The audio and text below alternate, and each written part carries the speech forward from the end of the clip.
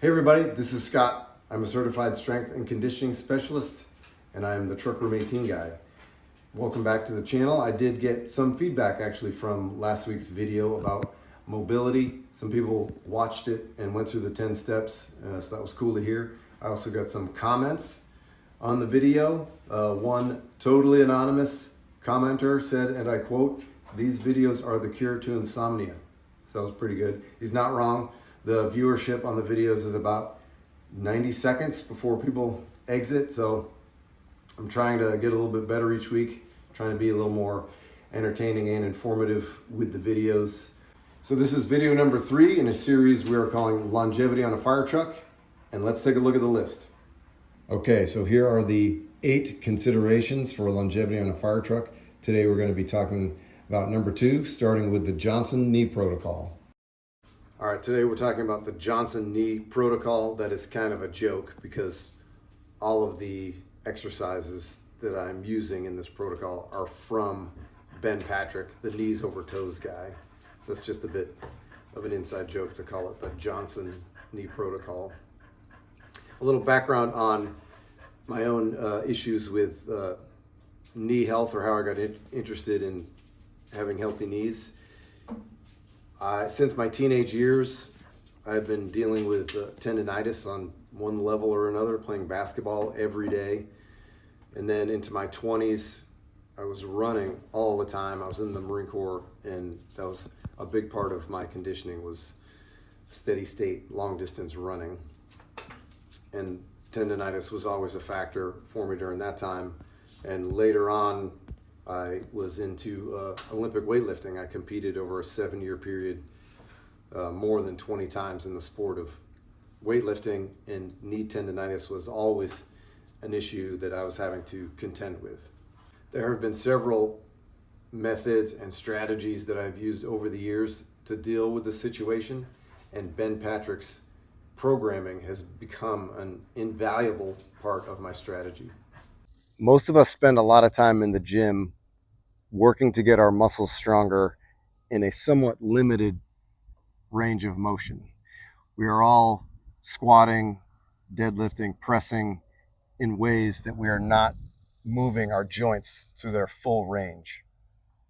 The general idea of the knees over toes system is to do exercises and movements that strengthen your joints and work them through a complete and full range of motion.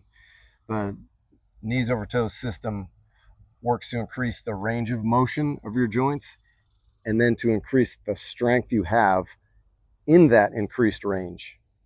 The best way I can describe how my knees feel, it's like I have the knees of a child. I can move and do just about anything without any sort of discomfort or pain. I can wake up out of bed and sprint and jump. That was definitely not the case 5 or 10 years ago. I would have to warm up to play basketball or to run or to do just about any kind of physical activity. I would need a warm up.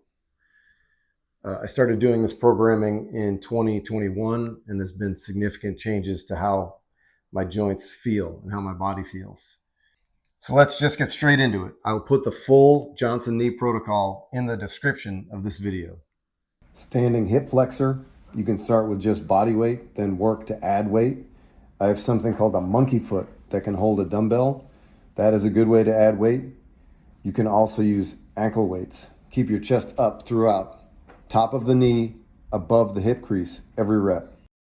Split squat. Start as high with your front foot as you need to. Try to close the front knee all the way, hamstring to calf. Back leg as straight as you can. Torso straight up and down. I do some sets with the front foot flat and some sets with the front heel elevated.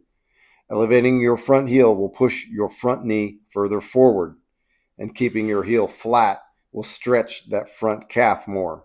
These are both good positions. Standing calf raise, the working leg is straight. I'm trying to get as full a range as I can at the top of every rep and a full stretch at the bottom of every rep. Use your hands just to balance on the wall.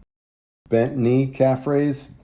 Bend your knees until it feels like your heels are going to come off the ground. Then maintain that position throughout.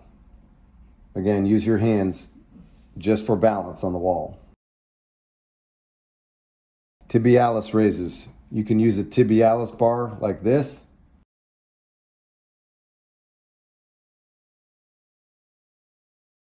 Or you can just lean against the wall. Keep your legs straight.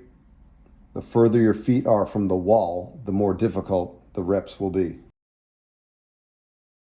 Nordic Negatives. Go down as slow as you can, then push yourself back up. Keep your body as straight as you can from the knees through the hips and shoulders.